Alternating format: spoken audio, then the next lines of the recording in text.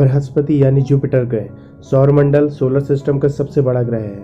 बृहस्पति का अंग्रेजी नाम जुपिटर रोमन भगवान के नाम पर रखा गया है। हिंदी नाम बृहस्पति भारतीय मान्यता के आधार पर रखा गया है।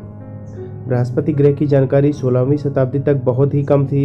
इसे सिर्फ एक बड़े ग्रह के रूप में देखा जा सकता है। इसी दौरान गैलीलियो नामक एक वैज्ञानिक ने बृहस्पति ग्रह के 4 चंद्रमा की खोज की। इसी दौरान यह बात साफ की गई कि सभी ग्रह पृथ्वी का चक्कर नहीं लगाते हैं, बल्कि सूर्य का चक्कर लगाते हैं। जुपिटर सभी ग्रहों का सबसे बड़ा ग्रह है। यह इतना बड़ा है कि यदि हम बाकी बचे हुए सभी ग्रहों को जोड़ दें, फिर भी यह जुपिटर के मुकाबले आधे ही होंगे। बृहस्पति ग्रह इतना बड़ा है कि यदि यह सिर्फ 80 गुना और बड़ा हो जाए तो इसे एक तारा कहा जा सकता है। बृहस्पति ग्रह का वातावरण सूरज के समान है और यह मुख्य रूप से हाइड्रोजन और हीलियम जैसी गैसों से मिलकर बना है। बृहस्पति ग्रह के 4 चंद्रमा हैं और अन्य कई छोटे चंद्रमा भी हैं जो ग्रह का चक्कर लगाते हैं। जुपिटर के मंडल को एक छोटा सौर मंडल भी कहा जा सकता है। यदि बृहस्पति की तुलना पृथ्वी से करते हैं तो बृहस्पति ग्रह में 1300 पृथ्वी समाई जा सकती हैं। ज़्यादातर समय बृहस्पति ग्रह पर तेज हवाएं चलती हैं, जिनकी गति करीबन 640 किलोमीटर प्रति घंटा से भी तेज होती है। ग्रह पर अमोनिया जमा हुआ है जो बादलों का रूप ले लेता है।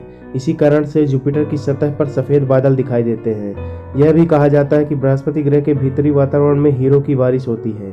बृहस्पति ग्रह के बारे में सबसे रोचक जानकारी यह है कि यहाँ करीबन 300 सालों से एक बड़ा लाल रंग का धब्बा दिखाई देता है।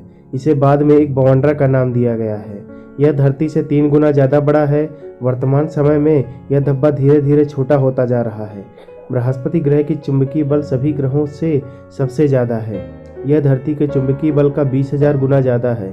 यह बल इतना ज़्यादा है कि ग्रह के चंद्रमा के आसपास मौजूद भी किसी पदार्थ को यह एक बड़े बल के साथ अपनी ओर खींच लेता है। बृहस्पति ग्रह अपनी धुरी पर बाकी ग्रहों के मुकाबले सबसे तेजी से घूमता है। यह ग्रह अपनी धुरी पर एक परिक्रमा सिर्फ 10 घंटे में पूरी कर लेता है। यह इतनी तेजी से घूमने के वजह से यह ग्रह बीच में से मोटा हो गया है और ऊपरी और निचले भाग से छोटा हो गया है।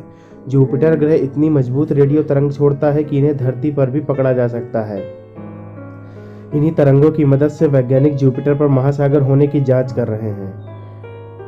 बनावट 89% हाइड्रोजन, 10% हीलियम, कम मात्रा में methane, ammonia, hydrogen sulphide, ethane, पानी आदि तत्व। धरती के मुकाबले चुंबकीय बल 20,000 गुना ज़्यादा है। जुपिटर की बाहरी सतह मुख्य रूप से हीलियम और हाइड्रोजन से मिलकर बनी है। इसका वातावरण हाइड्रोजन के कणों से बना है। बृहस्पति की आंतरिक सतह पृथ्वी की सतह से 10 गुना पतली है। इसके भीतर लगभग 80 से 90% हाइड्रोजन भरी है। सूर्य से बृहस्पति ग्रह की दूरी 77 करोड़ 84,12,020 किलोमीटर, धरती से 5 गुना ज़्यादा है। सूर्य से सबसे कम दूरी 74 करोड़ 27,06,600 किलोमीटर। सूर्य से सबसे ज़्यादा दूरी 81 करोड़ 60,81,400 किलोमीटर। जुपिटर के कम से कम 63 चांद हैं। इनमें से ज़्यादातर के नाम रोमन भगवानों के नाम पर दिए गए हैं।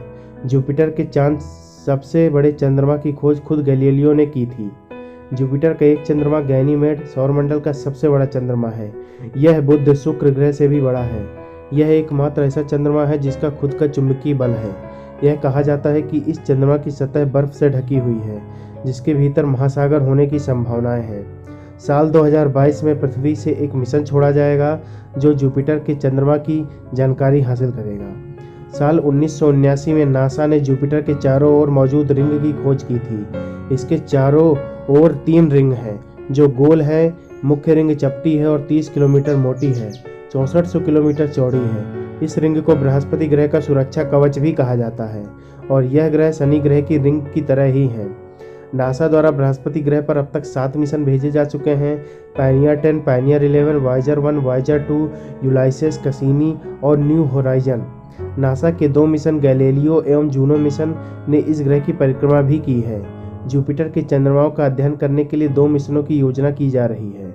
नासा का यूरोपियन क्लिपर मिशन जो 2020 के दशक में प्रक्षेपण होगा और दूसरा है यूरोपियन स्पेस मिशन का Jupiter IC moon explorer JUICE जो 2022 में लॉन्च होगा एवं साल 2030 तक जुपिटर की सतह तक गैलीमेड, कैलिस्टो और यूरोपा का अध्ययन करने के लिए पहुंच जाएगा। मिशन पायनियर 10 के द्वारा यह पता चला कि जुपिटर का विकिरण बेल्ट बहुत ही खतरनाक है। पायनियर 11 के कारण गहरे लाल धब्बों और इस ग्रह के ध्रुवीय क्षेत्रों के बारे में पता चला। वायेजर 1 और वायेजर 2 की मदद से वैज्ञानिकों ने गैलीलियन उपग्रहों का पहला विस्तृत मानचित्र तैयार किया। जुपिटर के रिंगों की खोज हुई, सल्फर ज्वालामुखी की खोज हुई और वहां के बादलों में बिजली कड़कने के दृश्यों को भी रिकॉर्ड किए गए। यूलाइसिस मिशन के द्वारा यह पता चला कि सौर हवाओं का जुपिटर के चुंबकीय वायुमंडल पर बहुत गहरा असर पड़ता है। न्यू होराइजन मिशन के द्वारा जुपिटर की सतहों का एवं इसके चंद्रमाओं का काफ़ी करीबी से फोटो लिया गया।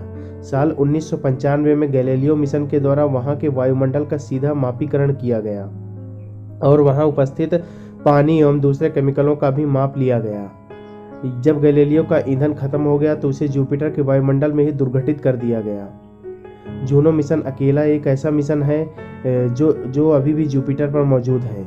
इसके द्वारा ग्रह के ध्रुवीय सतह का अध्ययन चालू है, जिससे यह पता चल सकेगा कि सौरमंडल कैसे बना और यह भी पता चलेगा कि जुपिटर का कोर वैज्ञानिकों के अनुमान से बहुत बड़ा है। क्योंकि जुपिटर सौरमंडल का सबसे बड़ा ग्रह है और भारी ग्रह है, अतः इसके खिंचाव का सौरमंडल पर गहरा प्रभाव पड़ता है।